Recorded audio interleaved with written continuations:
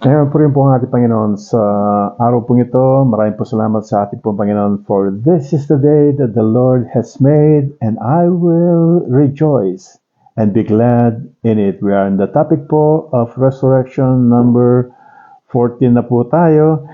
And I praise God po sa binibigay po ng ating Panginoon. At alam ko po sa lahat po yung mga nasa live stream ngayon, alam ko po resurrection is a little bit, it's meaty. At ang kailangan po natin really is faith, pananampalataya po sa ating pong Panginoon. Tandaan po natin, faith, yung pong natural, kaya pong tawag ng ating Panginoon, yung pong resurrection is from the natural to spiritual. God wanted us to be in that plane. Ito po yung spiritual, and we can only achieve this through faith. At tandaan po natin yung faith, it is spiritual. At gusto ko lang pong ibigay muna po yung salita po ng ating Panginoon. Babasahin po yung sa 1 Corinthians 15 verses 42 to 44 po. So also is the resurrection of the dead. Ito po sa katawan po ito, the body is sown in corruption, it is raised in incorruption. It is sown in dishonor, it is raised in glory. It is sown in weakness, it is raised in power. It is sown a natural body, it is raised a spiritual body. There is natural body, and there is also a spiritual body. At yung pong pag-aaral po natin kahapon din, that yung pong tayo po, the resurrection of the Spirit po, is when we accepted the Lord Jesus Christ. The old nature po natin, which is the sinful nature, died. At nakita po natin, it is also yung process po, God, yung pong scripture po, if we are new in Christ po, tayo pong lahat, when we accepted the Lord Jesus Christ, we are a new creature. The old has passed away, the new has come. At makita rin po natin yung pong when we accepted the Lord Jesus Christ, the old man died, so that the new man in us will going to live. And we have a new spirit and a new heart po, nung tinanggap po natin ang ating pong Panginoon. At makita po natin ito, it is, kung titingnan po natin, it is so hard, or it is so meaty to understand, it is so meaty to receive it. Ang gusto ko lang pong ipakita sa bawat isa sa atin po, kung makita po natin yung ating pong Panginoon, yung time po na that our Lord Jesus Christ fed the 5,000, tapos po dinismiss po niya yung mga tao, katapos po ang kanyang mga disciples, he led them to go on to the other side of the sea, para po pumunta sa kabilang ibayo. And then at night time po, sa kalagitnaan po, sa hating gabi, nagkaroon po ng unos. At ang mga disciples po, they cannot, takot na takot po sila because yung pong boat nila, it's about to, malunod sila. O mapuno ng tubig ang kanilang bangka. And then the Lord Jesus Christ went to them walking in water. At sa paglalakad po niya, kung titignan po natin, kung ipipicture po natin, is above yung pong sea. Malakas na malakas yung alon, o mataas po yung mga alon. The Lord Jesus Christ still standing above the sea. Malakas po yung unos, yung hangin, but the Lord Jesus Christ is standing over the natural. Tapos po, nung pong mapunta na po siya sa bangka, napalapit po siya, nakita po siya ng mga disciples. And then, natakot po sila because we're going to think that person o yung pong naglalakad is a person. Kaya po yung kala po nila ghost ito. So natakot po sila, and then nagsalita po kagad ang ating pong Panginoon. Be of good cheer, I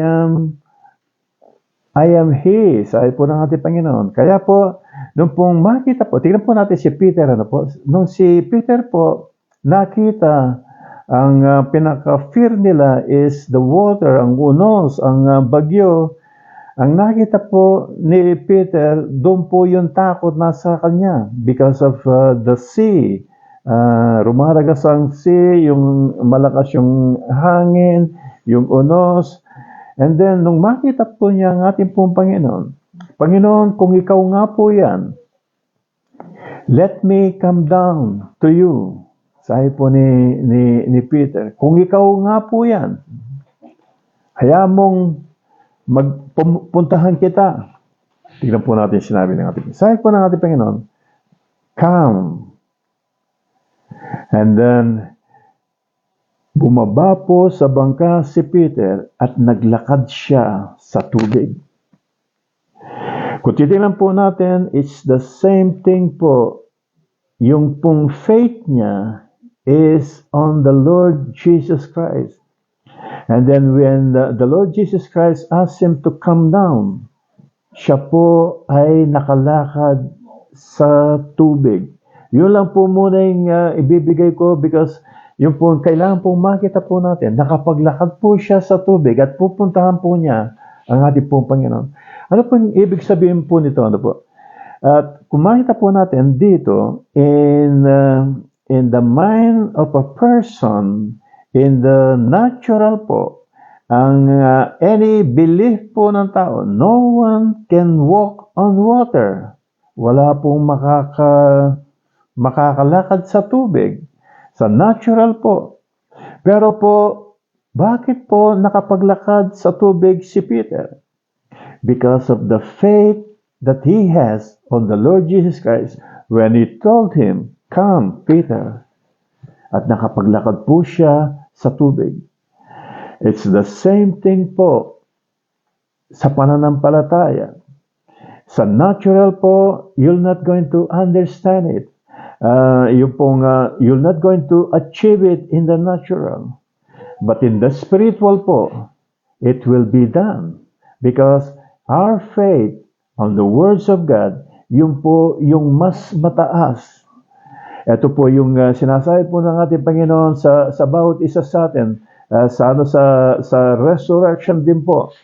I know it is so difficult to understand. I know it is difficult to conceive sa puso po natin. Ang kailangan po natin, trust in the words of God. Trust that God, whatever that God will going to say unto us, He'll going to do it. Hallelujah. Lahat po na sabihin po ng ating Panginoon, lahat po nakasaad sa Bible po, God will going to do it. And He is able to do exceedingly, abundantly po. Sa lahat po yung lahat po ng nasasaad po sa Bible, wala pong imposible sa ating Panginoon. Kaya po kapag sinabi po ng ating Panginoon that so also in the resurrection, the body is sown in corruption, it will be raised in incorruption. It is sown in dishonor, it will be raised in glory. It is sown in weakness, it will be raised in power. It is sown a natural body, it is raised a spiritual body. It's the same thing din po sa kapag sinabi po ng ating Panginoon na because we needed to die so that there will be a new life that will going to emerge in us. The moment po that we have accepted the Lord Jesus Christ, the old man, the body of sin, the sinful nature died. And then a new life that had come unto us when the Lord Jesus Christ breathed on us His life. And this new life is the very life of our Lord Jesus Christ Himself. Ito po yung buhay na binigay ng ating pong Panginoon sa bawat isa sa atin. Ang buhay nito, it is the everlasting life. It is the very life of our Lord Jesus Christ. And we have the very nature of God. Ano po yung nature na? True holiness and true righteousness. And we can receive this one po. It is true faith, pananampalataya po sa sinabi po ng ating Panginoon. Kapag sinabi po niya, it must be so and it will be done.